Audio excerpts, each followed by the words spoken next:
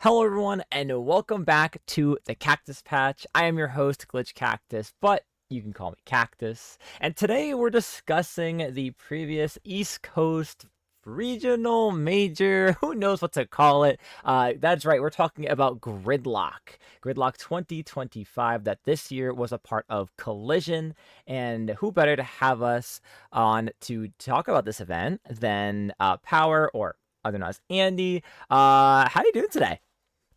What's up, Cactus? I'm doing good. A little tired, but here we are. I'm happy to be here.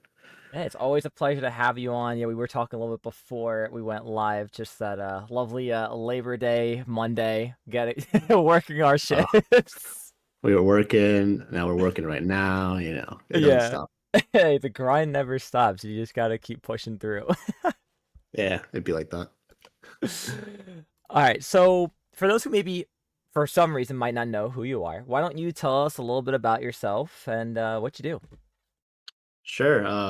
Splatoon, I used to compete a lot. I used to be very competitive, played on some high level teams. And then eventually, as with a lot of people, they start to lose time to play the game. So you can't compete as much. And then I became a LAN TO essentially for Metro Inc.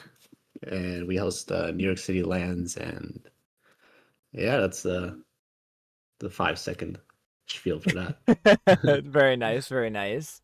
Um, how did you get into Splatoon? What was like that kind of thing that drew you to the game in the first place? Like, are you a Splatoon 1 OG or like have you been there since the beginning?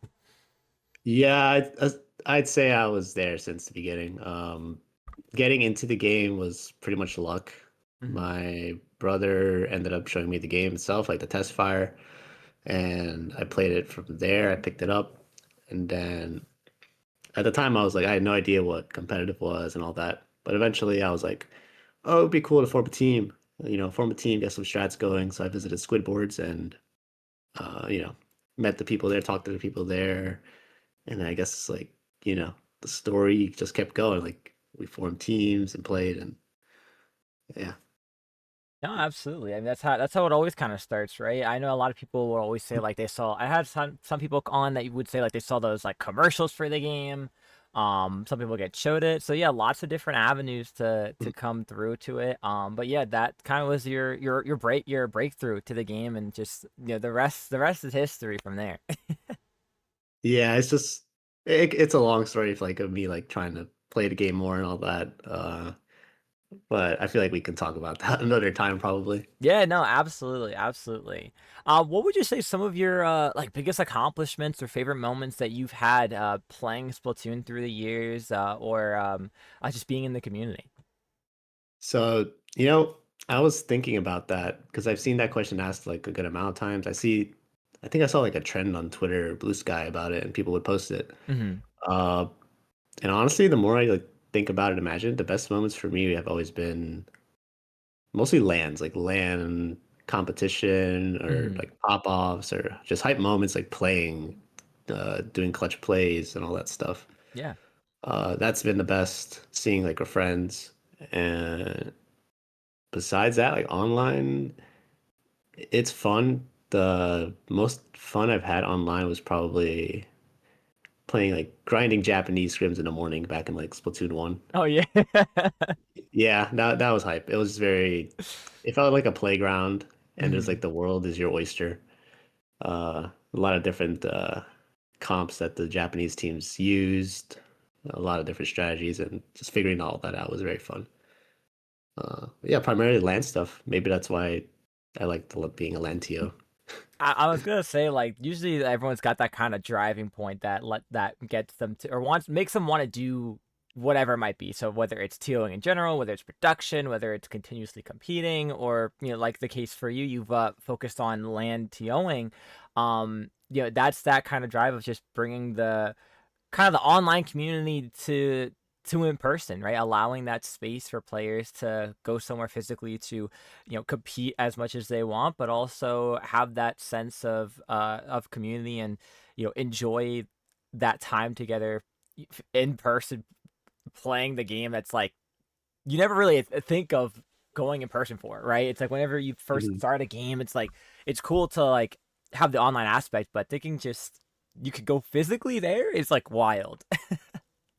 Yeah, it's hard to believe, especially like with Splatoon 1. Mhm, That was it lasted about 2 years, and there wasn't a LAN that I went to at all in that time period. It was all online. mhm. So it was more like Splatoon 2-ish when I started getting into the LANs, and it's like it just like opened up a whole new like way of enjoying things. Yeah, only so much that you can really get from online tournaments or like the rare instance of when like Nintendo will do like a world championship where you're competing to get that spot to be Mhm. flown out, whether it's to like worlds or like a PAX event when they did those. So yeah, I totally get the seeing that kind of evolution of how the scene would grow and how events would just continue to unfold. Yeah, it's like funny enough too, like my first LAN was actually one of the Nintendo ones. Hmm. And I was trying to it was like very back then, Splatoon 1. I was Yeah. trying to go to I think it was Don't Park on the Grass. Shout outs to like whoever can remember that.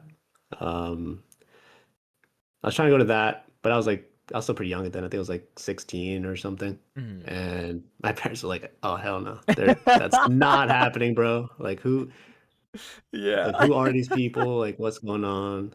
Um and then yeah, so that didn't happen. Mhm. And then Nintendo rolled around. It was for Worlds, so that, it's like a lot easier to be more confident. Like, oh, it's like a professional company that's doing this. So Yeah, not just some that, like it, grassroots. yeah, yeah, for sure. It's the classic like, uh, don't meet strangers on the internet type thing. Yeah. But yeah, I'm glad I was able to go to the Nintendo event. That was my first time traveling alone. That was an experience in itself. Mhm. So I'll never forget that one. Yeah, I mean, I imagine that's what kind of helped unlock that want for you to make the not want to say regular attendance, but when you can attend more events that would happen in the future, and of course to what you do now, hosting your own, which leads me a bit into my next question. When did you kind of start wanting to TO events, and what led to you creating Metro Inc. with others that we've talked about before on the podcast of Mhm. Law and Pico? Honestly, the TOing I've always had like a little TO bug in me Hmm. since the start of Splatoon. I was like a TO for one of the first events Hmm. that didn't end up running well. It didn't finish, Fair, but yeah. we were all hyped. It's like, oh, Splatoon, let's make a tournament. We had no idea what we're doing, Yeah. and yeah, it's still. I mean, people still want to finish it, gather the players, run it back, but I doubt it's gonna happen. Yeah. Um, so yeah, I did that, and then like every like once in a while, I'd be like, oh, I want to organize a tournament online, and then I didn't really get into it because I was just mainly playing the game Hmm. competitively, so I didn't have time to do both. And eventually, when I stopped playing as much, I was like, I still enjoy Splatoon. I still like the community. I still like LAN events. So I was thinking maybe I can put my time into TOing at some point, but there Hmm. wasn't really an opportunity. It was kind of a perfect storm. So what happened with the original New York lands was there was GSM Game Set Match. Hmm. They essentially hosted Beacon, Long Island Summer Splat, and like local 1 day events Hmm. in Long Island. They were around like 2019, 2018-ish. Um, and they had their own 2 day events also, like Summer Splat and Beacon. Like Okay. two-day events in a year for New York. That's pretty wild. Yeah, no, for real. Um, yeah.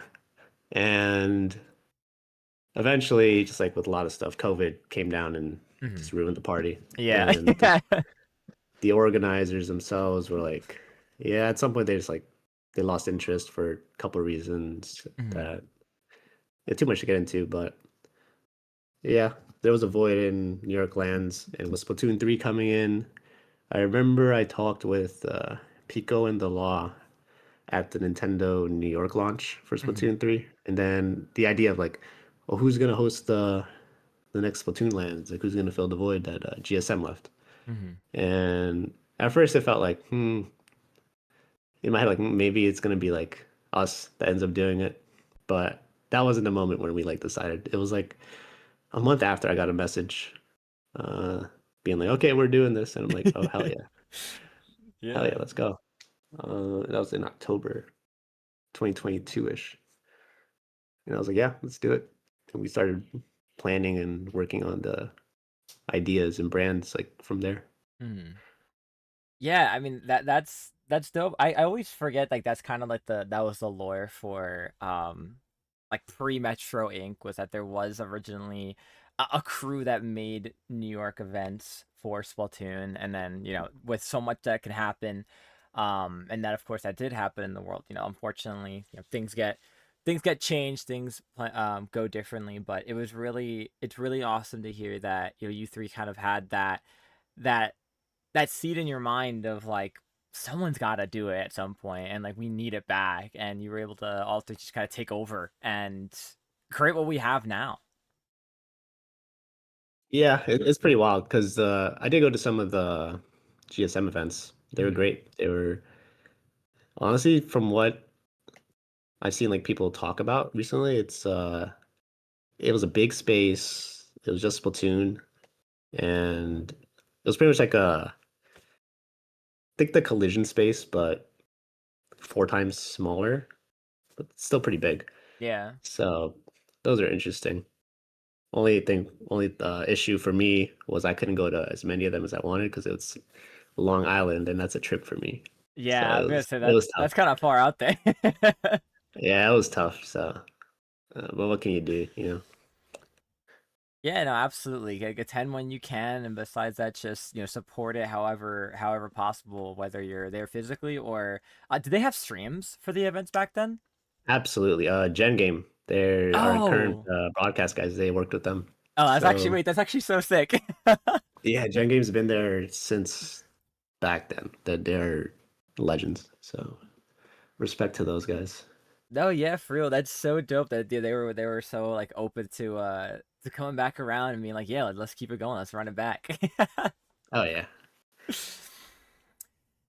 So what was the idea behind originally wanting to host 2-day Splatoon events once you kind of got the 1-day Big Dapples going? And was there any like troubles you were facing trying to get clearance for that? Because I know what many people who maybe have attended those events know that they're hosted at Brookland in Brooklyn, New York. Mhm, mhm. And as someone who's been there since the first Big Dapple, I mean, amazing, incredible venue. It's wonderful for the 1 days. So yeah, take me a little bit behind the startup and working behind the scenes of wanting to host the 2-day Yeah, events.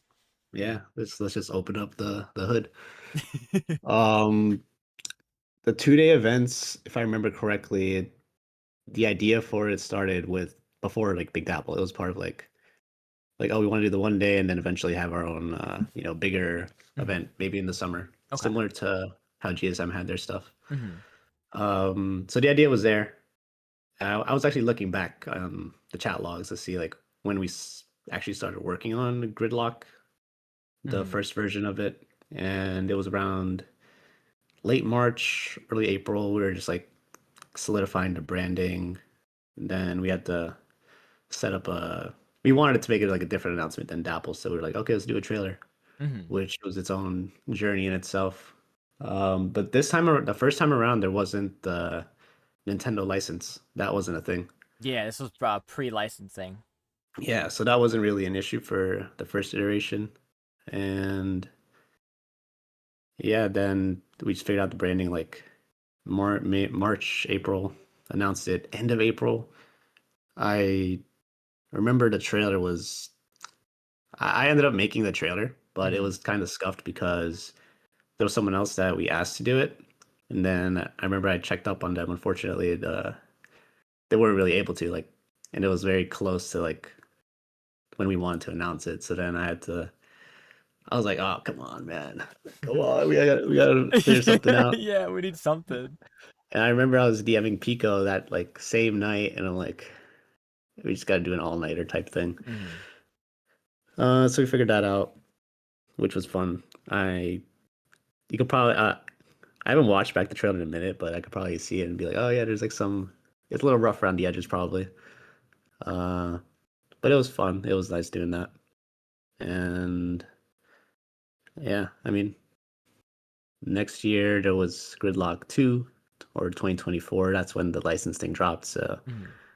everyone was like, "Oh no, what's gonna happen? Are they gonna let us do this?" Especially because Brookland's a bar Mhm. slash gaming lounge, and obviously like alcohol is like a big no-no Yeah. if you're a Nintendo event. So well, essentially, we applied for the license then around, what was it? It was like early March 2024, Mhm. and they got back to us very quickly. I was like, Oh. huh, not bad. It was around like April, like early April. They were Mhm. like, yeah, you're good. But pretty much what they asked us was one, just like the like you can see like what they ask you on the guidelines website Mhm. and exemption for a license thing on their page. The only thing we really had to tell them was what was the purpose of our organization Mhm. and what were we going to do to make sure there was like a clear separation of bar and gaming area. Yeah. And yeah, that was pretty much it.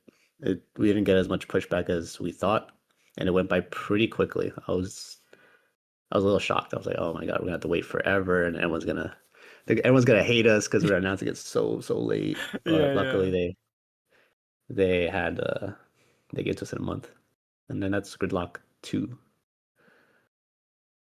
Uh, yeah.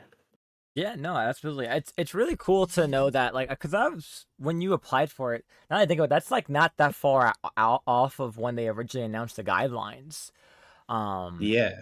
so it's really cool to know that, like, at least in the beginning they were very snappy with it to be like, okay, like, we see what you want to do, like, let's get the ball rolling. Like, I imagine, I mean, obviously you should submit a form and you get an answer back within X amount of time. But I like to Hmm. personally think and theorize that I'd hope they have a designated team for certain games, certain areas, because like they're big three when it comes to competitive events is obviously Smash, Mario Kart, and then Splatoon. Um, so I like to think that maybe there's like a dedicated team for those games, or maybe it's all one big team and they just file through whatever comes through comes in at once. But um, it's really cool that from the get go of that, it was pretty simple and a smooth process to getting approved for those things. Yeah, because it was a mixed bag. Because I saw some people had they would say, "Oh, it took us like several months." Hmm. Other people were getting rejected, uh, and then I see like some Japanese events, like locals, they get accepted so quickly. Hmm. So it was a mixed bag. It was hard to know what to expect. I was lucky that was like a 1 month thing. Yeah. Yeah, it's with how many mixed signals, it's just kind of like, we're just gonna submit it and hope for the best. Yeah, that's how you just gotta like you gotta go for it and just like pray. Yeah, no, absolutely. So with that being said, then that brings us up to current speed with Gridlock 2025 combining with Collision. Now, from this point forward, I do have some questions that are related to a feedback doc that you posted yourself on social media. So a lot of that will be Hmm. kind of reflective of that. And for anyone that's listening, it will be once this VOD ends up on YouTube, it will be linked as in the description if those want to check it out. But one of the first things I do have to ask is, obviously the main thing, Gridlock joins forces with Collision. So walk us through that thought process of joining up with them, and then maybe what some of those conversations were like, and when they really started to get this kind of collab going. Yeah, it sounds kind of crazy to think about it like that happened. Yeah, Um, it's still kind of a shock to me, just from because just like Brookland uh-huh. to now this. Yeah, because it's like I was just imagining the other day. I was looking into like collision history, and they've been a thing for a long time. Hmm. So it's pretty cool that they just let us in into their space and see what we could do there. Um, but pretty much the thought process behind it started a while back. It was, I think it was around like the Dapples before Gridlock 2024, Gridlock Hmm. 2, Okay. make it easier. People were saying like, "Oh, we're running out of space. We're cramped. We're concerned for Gridlock, how it's going to be in this space with more people. And of course, Gridlock 2024 came around. We had a lot of people there, and there were similar concerns about space. Um, we would see it on our feedback forums. That was like the biggest thing that people would talk about in Mm-hmm. terms of like what could we improve. So at that point, we're like, okay, if Gridlock's gonna keep growing this in this like trajectory, more people want to come. Brooklyn, we're just maxing it out. We're can't do much about it at that point. Mm-hmm. So we were looking for venue spaces for a long time. We were looking at different things. I know like a lot of always memes like, oh, we're looking at Madison Square Garden and trying to see Yeah. if they'll let us in. Uh, all these other crazy big venues because there's like maybe we're just looking for like a any sliver of hope that we can get like a bigger venue. Mm-hmm. Uh, and for a long time we couldn't really do that. So that question was just there, like how do we get into a bigger space? And then I think it was in February, the opportunity was presented to us by Gen Game Mm-hmm. since they had like a contact with Collision. Oh, They nice. were able to like get us into like talks with them in like mid-February. We actually started talking to them like officially, I think it's mid-March at this point. And yeah, we're just like this going into it, we're like, okay, this is a chance that we can expand the space. We can make it more attractive for people flying in, for people that also that they're local, it's close enough. Ideally, it's not as like much more expensive than the previous gridlocks. Mm-hmm. Um, yeah, it just felt like a chance that we could grow a lot. So we were like, let's do it. Yeah, I mean that makes sense to me, especially since you outgrew. I remember outgrowing that pretty fast, and really you saw it when if you really stood like in the back of like the Brooklyn, or I guess the entrance, I guess you could say, Uh-huh. and looked forward, like you could just see how packed not only the main stage area was, but then the hallway. You had people in the like bar-ish area and the seating area all watching on all the TVs, which give props to Brooklyn for having that up too. Like it's just crazy to think that you could just grab food and you just watch on like those the I think it's what 4 TVs together that have a 1/4 of the stream, which was pretty Yeah, fire. yeah, that was cool. But yeah, I totally. I mean, when you get an opportunity like that, it's not every day. And especially like you said, you were looking for so long. So, um, was it difficult at all, like trying to, I guess, like have them accept Splatoon onto it? Because I know it was a lot of other like majors, right? When you have people that were like looking at the one time we had Genesis. I know when MomoCon first appeared, a lot of the worry was like, what's like our um Our value. yeah, kind of what sort of value we're bringing to the table that's gonna like, okay, yeah, like we should bring you on. Was there like much that you had to kind of fight for, Mhm. or were they pretty open? Honestly, they were pretty open. Obviously, there's like with the initial talks, you bring in like what the previous events had, like what Hmm. value you bring to the table. Yeah. We showed them that from our previous events, and they were down. They were down pretty quickly to do this. The big hiccup was more in terms of like what they could secure for us equipment wise, Hmm. because there's like a lot more chains of command that has to go through, like different people that they source the equipment from. Got They you. have to ask them, then they have to respond to them, then they get back to us. Hmm. That's what took the longest for sure, like securing potentially securing monitors or projectors, power, Hmm. all that stuff. That took the longest. Um, I think it was, and then also figuring out like the finances, Yeah. how we're doing that, like revenue splits, or are we doing revenue splits, or how it's all going to work. Because there's a lot of it was definitely a lot more expensive than the previous gridlocks, so we had Hmm. to make sure we're doing the right thing and we're not just like burning money just to do this. Yeah. No, exactly. Especially when hosting Splatoon Land, I think the biggest thing that a lot of people have learned quickly is like you're not hoping to make money, you're just hoping to break even. Yeah, yeah. Like my big thing I always wanted to make sure that happens with Metroid is that we don't like we don't want to invest our personal stuff into it Hmm. just to make it like survive. We want it to be self-sustainable. Yeah. Um, and yeah, that's the goal at least. Sometimes it doesn't happen, but we just keep trying. Yeah, no, absolutely. What were some of the equipments that um Collision wasn't maybe able to fully secure for you guys that you had to kind of track down yourselves? Yeah, so that was monitors. Okay. They tried to get monitors for us. They're a sponsor, but unfortunately, it was a little late in the talks. Hmm. Like they already had their monitors secured for their Smash stuff beforehand, and then here we come in, and according to like well when we were talking, it was just tricky. So they couldn't get us much there. Yeah. We had to secure monitors, and some extra like peripheral stuff like Ethernet cables, Hmm. docks. We already had for the most part on our end, so that was fine.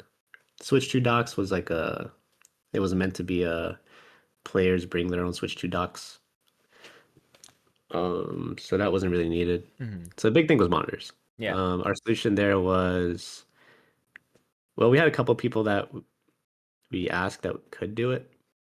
Uh, one contact ended up not responding after some point, which was a little confusing, and it also made us scramble a bit Yeah. because we're like, okay, this was like who we were relying on. So that was a little tough, and then we had to just like search the market at that point. Gotcha. We, yeah, the quotes there were nasty, and luckily we found a space that was relatively cheap to give us like good monitors, and then Face from Aeon slash Gen Game Crew from back in the day, Hmm. he was able to loan us out some too. Nice. And I will say the monitors were very nice. Like I don't know what like special thing that these monitors. I think it's like the I guess maybe I don't want to say the anti-glare, but just like the shine I guess on the monitor, like the screen itself was Really so clear compared to other lands where it's like some kind of like um I don't even know what to call it, but like sometimes they just have that kind of like almost like a gradient kind of feel to them, like grainy. interesting. But these monitors were like crystal clear. It was such a difference That's, that's from interesting. playing. Because I remember I saw our monitor listing. Like we were pretty much just going for what we can get Hmm. that would match the specs of Splatoon. Hmm. Like 60 hertz and 60 hertz refresh rate and not so crazy input delay, like Yeah. a reasonable one.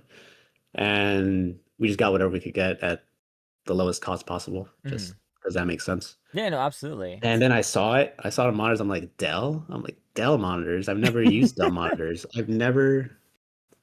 I'm like, oh no, this can't be good, bro. Uh, so that funny enough, like we were testing out the Dell monitors on the main stage with me and Pico, Hmm. and there was a delay. We were like, oh no, there's a delay on this monitor that we spent money on, man. But then there's the gaming setting and there's like what do you call it? There was a setting on it that once you change it, Hmm. it makes the response time just like fast and crisp. And we're like, oh my God, Nice. that saved us. Yeah. That would have been tragic. No, yeah, I mean, because how many monitors did you end up having in total having to get? So we got 24 from the rental service Hmm. and it was 16 from Face. So it was Okay. like 40. Yeah. And honestly, the I guess it was kind of lucky that it sort of saved us that less people attended Hmm. because if more people had attended, then we would have needed more, Yeah. and that would have been it would have hurt a little more. Yeah, because I imagine you But didn't pull up with like a giant moving van of monitors. no, It was like everyone's luckily just enough, cars. it was one car for the 24 monitors. It was Mm. the law, or it was Ducky's van, and it Oh, okay, fit yeah. them all like, exactly. Dude, So that's crazy. that's pretty wild. I'm like, okay, we don't have to make multiple trips. That's we'll take it. Yeah. Oh my Um, gosh. yeah, I'm glad to hear the monitors were pretty good quality. I know there was one that was scuffed, and a Hmm. lot of people mentioned it in the feedback forum. There was one that had like a line through it. Oh, really? Um, yeah, it was like a vertical line. A lot of people mentioned it. but that's sort of like a that's just unfortunate. Yeah. Um, It's kind of, it's, I think honestly pretty lucky that, 1 out of 24, or if 1 out of 40, was just one bad apple of the bunch. I got pretty lucky because this is the first I'm hearing of it. So, luck to my seat selections. I didn't get that monitor. yeah, yeah, But yeah, that's just unfortunate. It's just kind of the way it has to roll. yeah. I'm glad the monitors turned out well, Hmm. and it didn't break our backs financially. So happy for that. Yeah, no, that's always good. So some players were concerned as we got closer and closer to the event, and the announcement of the event once it finally arrived was the lateness of it being announced. Mhm. And there was some mention of it in help desk why it occurred, but for those that maybe don't know, tell us a little about why the event had to get announced kind of so late to the official date of the event. Right. So it's a couple things. Just thinking back to like the previous gridlocks, we're Hmm. used to getting the whole process rolling in like Marchish and then Hmm. having a decent announcement time. It could have been better still, but it wasn't bad. Uh, and then this year rolls around, we start the talks in March also, Hmm. and I guess we just weren't prepared for how long the back and forth would take, Yeah. and so that definitely caught us off guard. I remember in the middle of it, I was telling I was telling the like I was telling the law Pico about it. Like, should we just jump ship at this point and just go to Brooklyn right now? But it was around May, early May. Like it could have worked, but also we still had to apply for a separate license Hmm. with Brooklyn at that point. So who knows how long that would take. Yeah. So we are like, okay, we'll just ride the ship out. I remember I was like about to send a message being like, okay, we'll jump ship, and then they responded to us. So I was like, okay, we'll keep going. See, ideally, we get our license quick, Hmm. but yeah, the talks stalled longer than we expected. And then on top of that, once the talks were finished, it was just a matter of waiting for the license, which was pretty tough. That was just out of our control. Yeah, that's just in pretty much Nintendo's response hands. Now, did you guys have to apply for it, or did Collision have to apply for the license for you for the event? It was on Collision's end. Okay, okay, got Yeah, you. yeah. I think we So, got it like mhm, June, end of June, and I was like, damn, yeah. it's mad late. Like at that point, we already knew it's like, yeah, we're probably gonna lose a lot of people, especially because of the date. The date was might have been the worst date of all time, if I'm Mhm. being honest. Anime Yeah, NYC 2 weeks from Riptide. yeah, literally, like, it's so tough, especially because like I know there are people that were like attending on both ends, like Uh, both sometimes, well, some days their main focus with Anime NYC, like I know Vic and Chicken, mhm. were attending that, but they were found some time to come and attend Gridlock, which is really cool to see them for a day or so. Oh yeah, for sure. But yeah, that time is just so unfortunate for all this to be happening. Yeah, it was tough. The reason we saw the date before and like way in advance, like March. We're like, Hmm. okay. Uh, Pretty much the reason we just kept going past that, like pushing through that, was because of the opportunity to just work in a bigger space with Yeah. a bigger event series. And it's like, okay, we're thinking it might be a down year just because of the circumstances of the date. Um, but we thought it was valuable to, start in a bigger space, plant our seeds, get more experience doing an event of that scale Hmm. in that situation. Um, I feel like the experience itself of working it was pretty good. Like Hmm. we learned a lot of stuff that we weren't used to in Brookland because Brookland's it's a lot more set up for you already. Yeah, yeah. Yeah. Like everything's kind of all like pretty much all of Brookland setups are already gaming setups, and like nothing really needs to be touched besides me installing the Switch docks. But this time it's like Yeah. you're doing everything. Yeah, you guys. I remember we were talking about the table layout. It felt like an hour we were talking about like how do we want to do the table layout Yeah. and this like the seating layout with the stage. So that was a fun challenge. It took long, like, cool thing to do. And Hmm. it also just makes the I don't know, it just gives you more ideas too of like, now we have this free space. What can we do with it? What can we Hmm. do to change it up? So that's always fun. Yeah, it allows you to have a little bit more creative genius with it because there's more at your will and your hands than before. Yeah. So I know another thing that some people were concerned about was the cost of attending the event, whether that was spec or competing. Um, so to clear that out, like that wasn't obviously in your control. That was pretty much you had to follow what Collision was setting for you. Yeah, pretty much. The only thing we had control over was the pricing for like the Splatoon entry. Okay. So, like the $10 fee or Hmm. whatever. Yeah. Um, we set at 10. I know like some events do like 15, but we're Hmm. just like, let's do 10 because I know the other pricing got a little higher. Yeah. Um, so that's the only thing we could do. Collision had their pricing set beforehand, and yeah, we didn't really have any input on that. We can't really change that because that's based on how much their stuff costs, how much they Yeah. expect to bring in. So that's tough. Hmm. I know people unable to go because of that. I do feel bad because there's definitely times when I'm like, oh my God, this pass is so expensive. Yeah. And I just don't go because of that. Like even Riptide, I'm still going, but to Riptide, but I know the passes, especially the late pass, it's like a lot of money. Yeah. It Um, skyrockets up there. yeah, but for what it's worth, having access to a space like that for that much it's like relatively a good value from what I've seen in like other tickets. Hmm. Um, I think at least for Collision, like the 3 day access to the space for like the early bird pass was not bad. Hmm. Gridlock was 2 days, and that's like a whole nother uh, talk about like 2 day versus 3 day. But just in strictly terms of value, I think you would get more out of the 3 day. Yeah, no, absolutely. Especially because it allows you to have more time set aside for things to do as well. Especially because day three ended in like the afternoon. Which how was that? What was that feeling like? Because I'm sure you're used to the gridlocks usually last until the end of the day on Sunday night. Yeah, so honestly, that was more of like a decision with like Collision and how Hmm. they were handling it Yeah. because they're a Smash event, obviously. So they Hmm. wanted to put their Smash stuff front and center. So then they asked us like, oh, if you guys can finish by like 3 o'clock, that was their like time.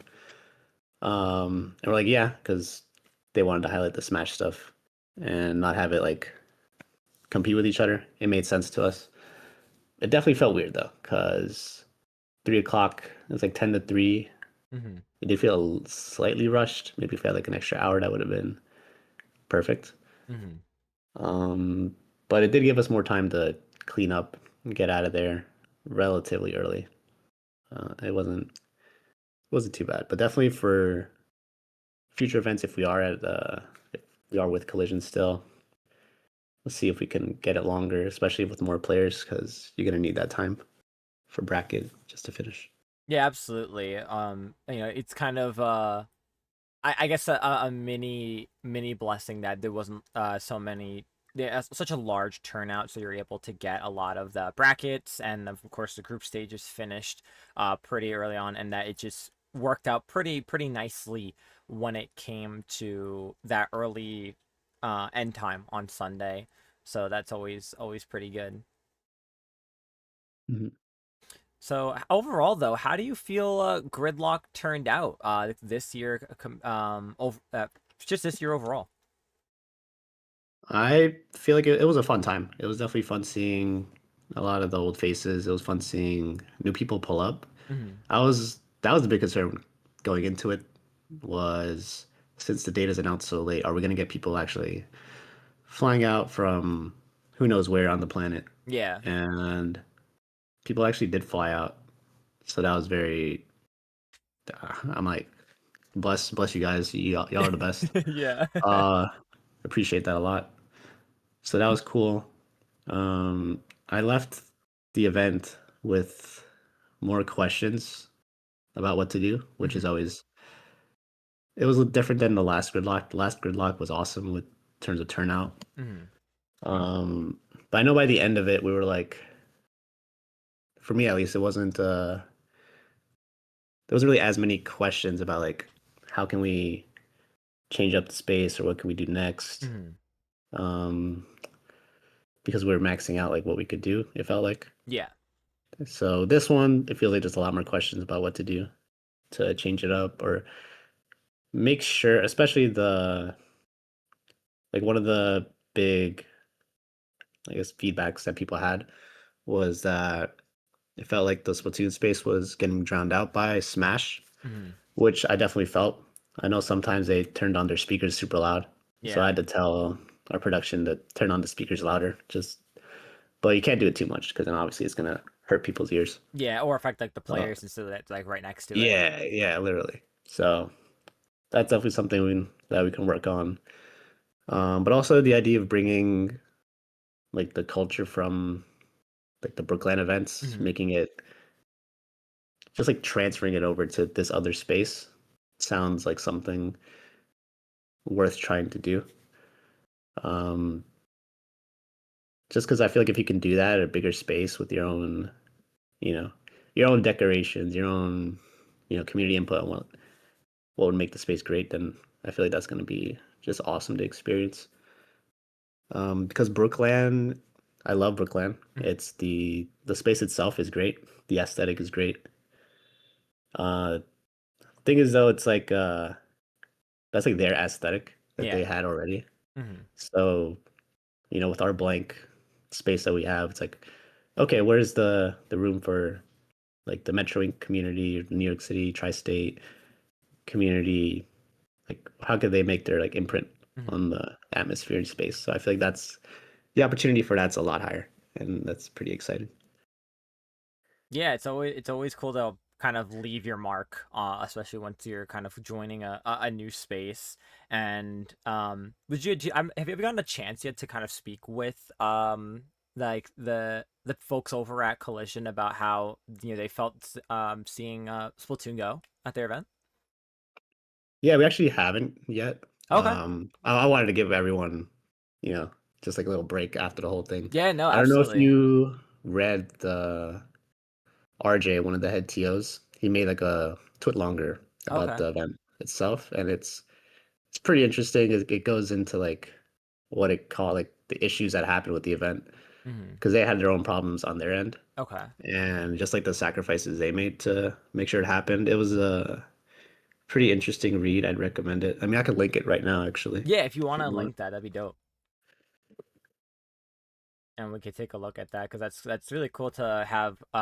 You don't really hear that too often. It's really cool to have transparency when it comes to such like large events, and having them kind of speak out on things that were challenging for them. So that's pretty cool that they, someone as a part of their team was able to put something together to kind of like give an understanding to players for certain things that they went through. Yeah, I was. It was definitely an interesting read. I'm glad he did that, and you're just like, wow, like they put a lot into it, so you Yeah. just gotta respect it. I posted it in the guest chat. Awesome. I'm gonna pull up on mine, and I'm also gonna post it in the chat as well for anyone that would like to read it as well. This over here. There we go. There we go. Um, cool. But let's see. So Gridlock is one of probably the first lands that's allowed Switch 2s. Overall, how do you feel it went allowing them for the event? And do you think you'll be open to allowing them for future events?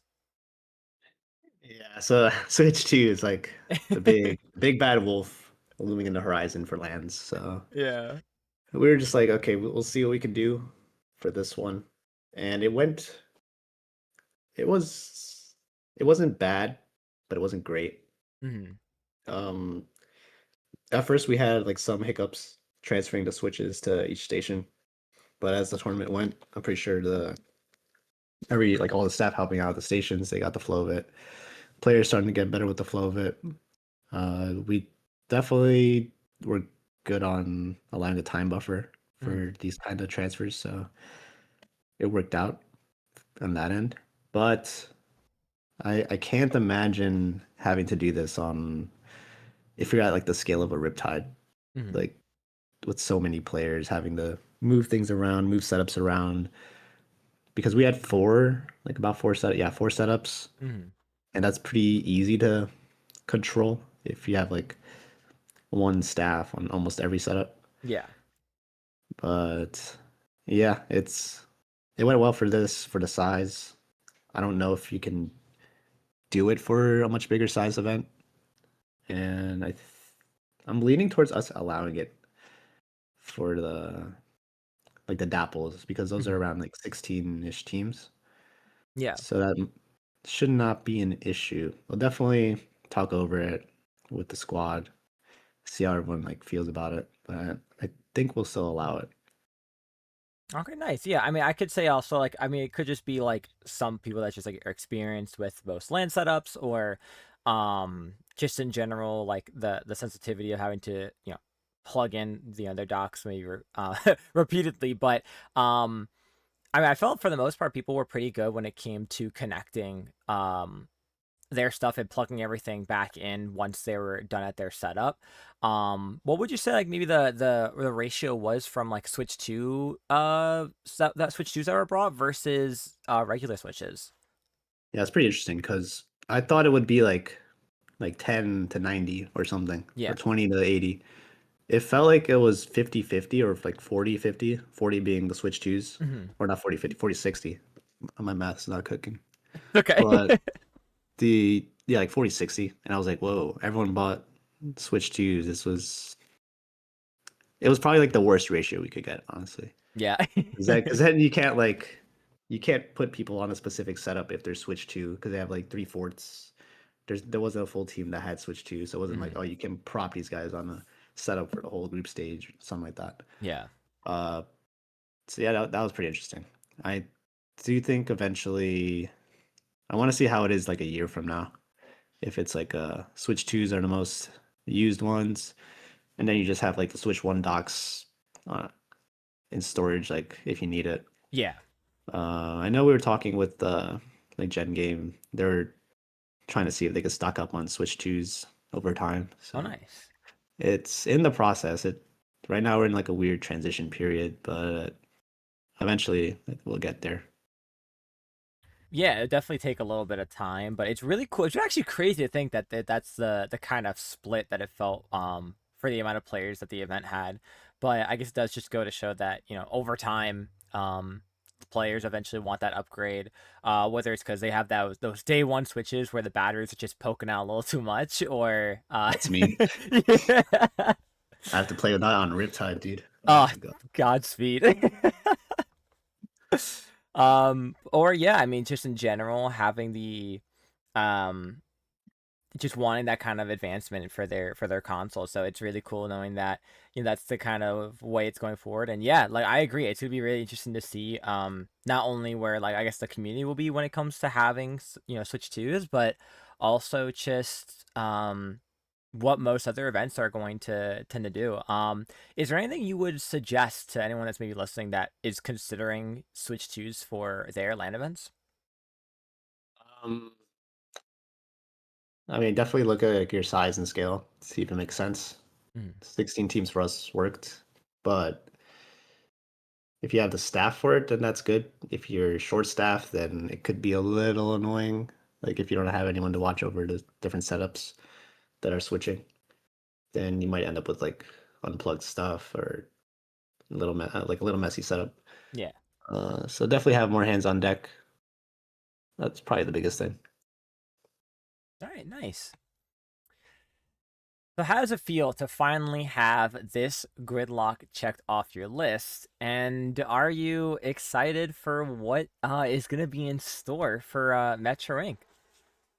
Dude, it was just leading up to this gridlock was like, oh my God.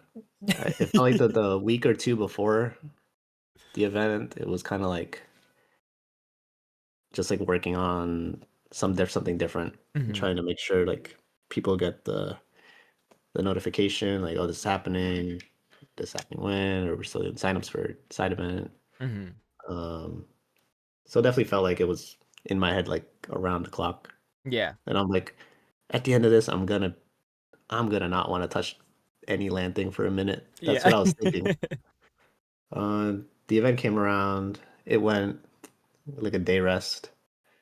Had some nice skewers at a good spot, like the Monday. Nice. Uh, and Tuesday comes around, and it felt weird because I didn't feel tired.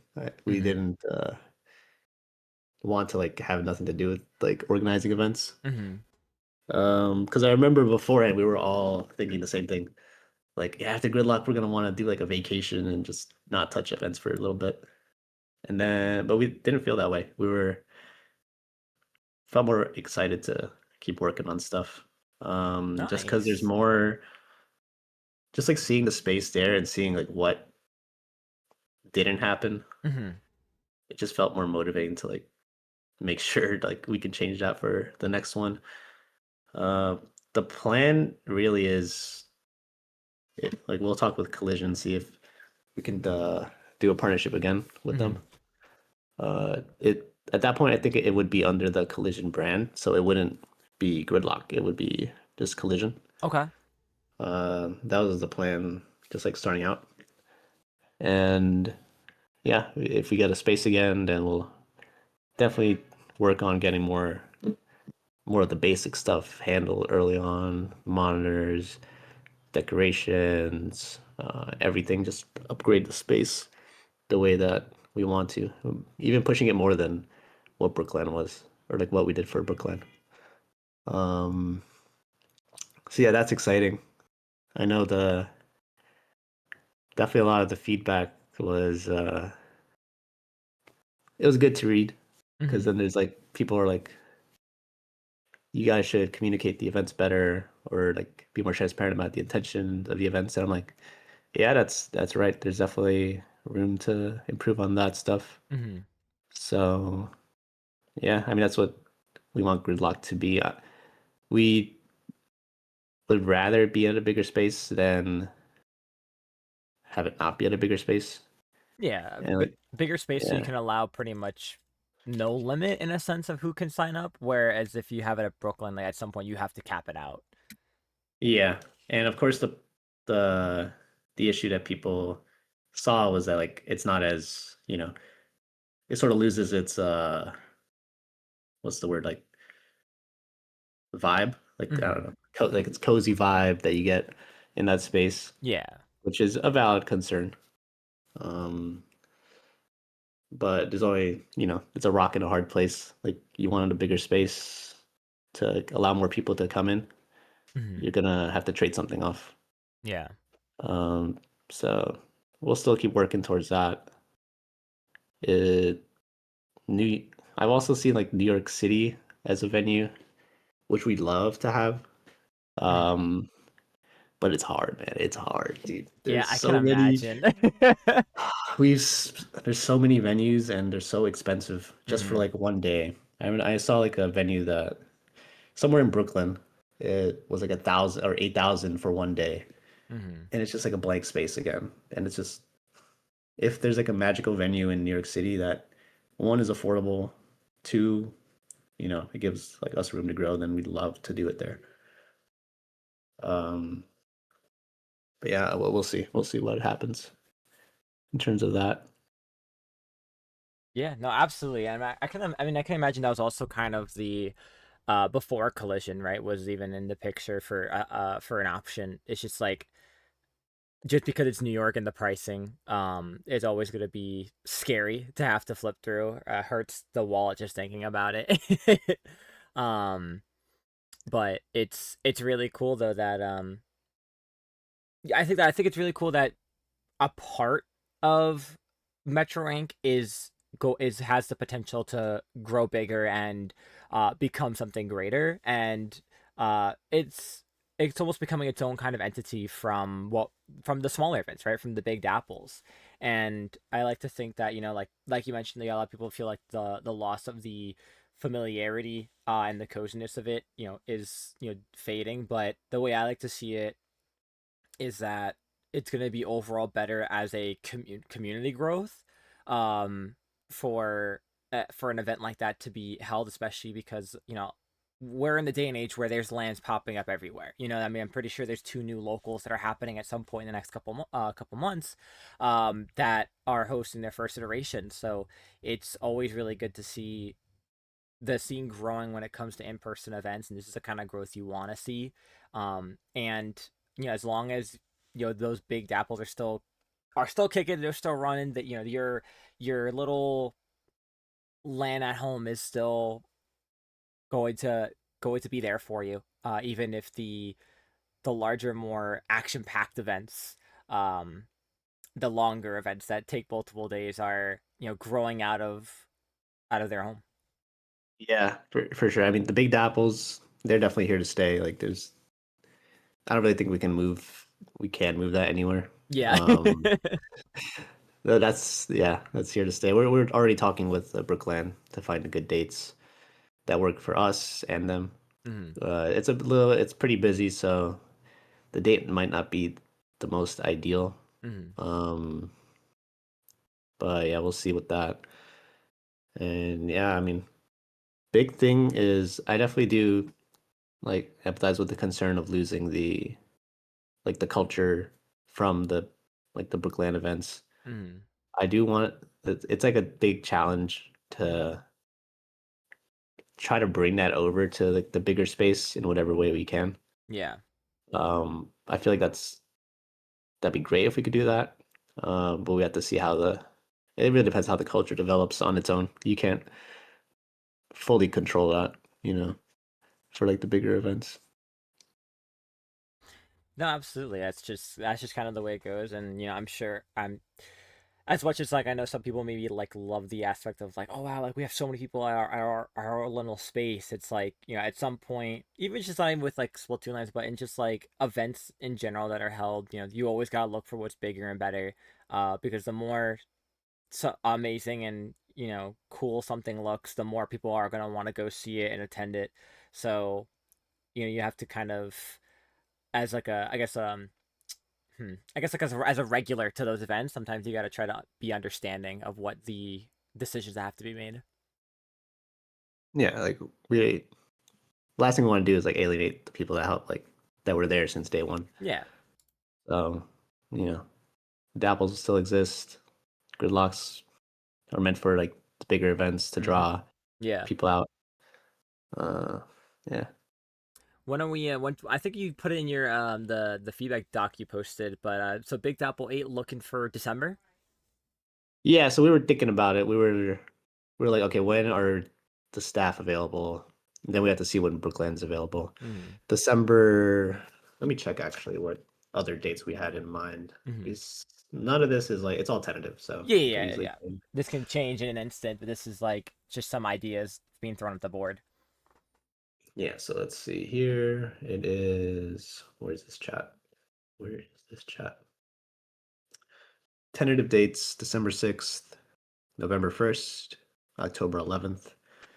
I'm probably leaning towards no on the October 11th since it's coming up and Hmm. we're not fully like ready. Yeah.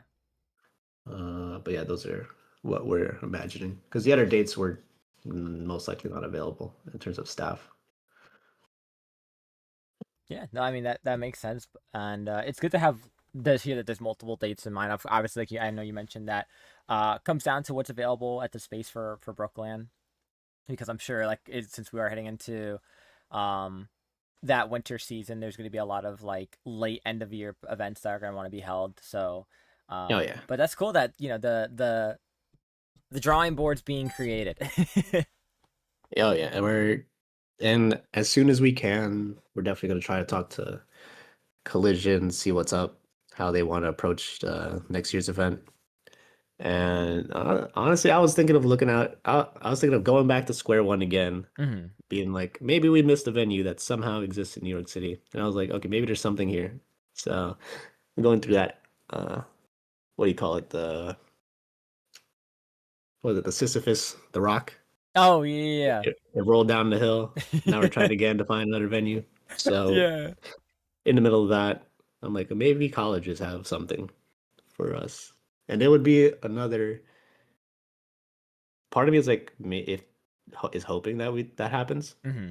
because it would also be like a different type of challenge to do an event in a space that's not like co-partnered with Smash, and also it's just like a blank space because then we'd actually have to be.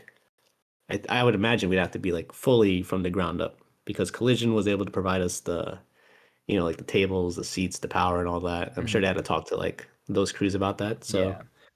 if we went on the space on our own, then we're gonna be the ones that have to talk to those crews and figure stuff out. So potential challenge that could be fun, but we'll see. Yeah, it's all about that kind of theory crafting and seeing what's going to be out there. So that's awesome that, that's there's potential there for um giving yourself an extra challenge that you never know what's going to happen with. Yeah, it's partly why it's fun organizing the events because it's it doesn't feel enjoyable for me to just be like, all right, let's cash it in, let's do another Big Dapple, same thing. Hmm. Like even with the Big Dapples, you want to like change it up, just to make it enjoyable. But obviously, you want the not you don't want to change it up too much to where people don't like it. So that is kind of the balance for me at least. Yeah, no, absolutely. That makes perfect sense. So, what's next for you? What's coming up now that Gridlock is over? Where will we be seeing you? Uh, Pretty much there is Riptide. I'm gonna be playing at Riptide with Team Bet. Not Oh, sure if nice. yeah. So they pulled up somehow. Like Dude, that's the actually goaded. the players that are notorious for not showing up last minute. Okay, so like mini story time. Delta, Hmm. one of the guys on Bet was supposed to come to Big Dapple six, the Okay. winter one. Yeah. Uh, he had the Airbnb booked with Dre and Weiss. Hmm. And he paid for it and everything. He did not show up. Dang. And I'm like, we still clown on him to this day about that because it's like it's a pattern. Like he's like, I'm gonna go. I don't go. Yeah. And then he did like the absolute most. He paid for the Airbnb and he still didn't show up. I still don't believe he's gonna show up until I see him touchdown in Ohio this Thursday. Yeah. So so that'll be fun. Uh, I used to play with them for in like comp like online tournaments, and Hmm. it's cool to finally get a offline version. Riptide's gonna be hype. There's so many good teams. Yeah, I mean, I think it's, oh God, how many even teams is it? I know there's like what 470 signups, so like this is a Yeah, massive event. 100 plus teams. You get a lot of strong teams. Hmm. It definitely be one of the best lands. Yeah, for multiple skill levels too. Like there's so much variety that it's really gonna it's almost gonna feel like a super jump.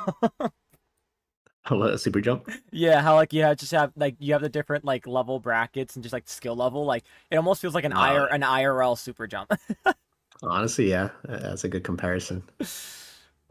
But Yeah, that's gonna be dope. Awesome. So then I'll definitely be seeing you in a couple of days then. Um, 100%. well then, Power, that being said, that's all I really have for you for today. So this is the kind of part of the podcast where I love to just kind of pass you the mic, and say whatever you'd love to say, round off whatever you'd like to round off, and give the shout outs you'd love to pass out.